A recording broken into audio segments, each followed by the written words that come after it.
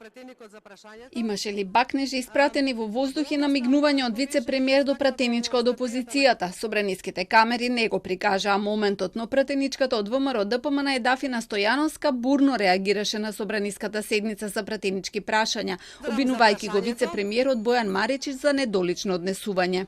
Нека ве сликаат како праќате бакнежи. Лига веден! Ужас! Ова е недозволиво, ова е скандал од невидени размери.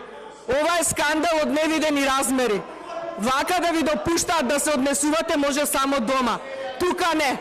Подосна пратеничката појасни дека вице-премиерот, како и многу пати досега, најпрво дофрлувал од место за да ја деконцентрира, а потоа прешол на безобразно гестикулирање, но Маричич негираше на Фејсбук. Најостро ги демантирам недостојните и ниски лаги на пратеничката Дафина Стојановска. Со пратеничката ниту сум имал било каква комуникација, ниту сум ми испратил било каква вербална или гестикулативна порака.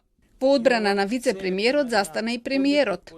Господинот Маричич апсолутно се однесуваше согласно сите етички стандарди во собранието и има пишан демант на она што се слушуваше на парламентарната говорница од страна на една од пратеничките во собранието.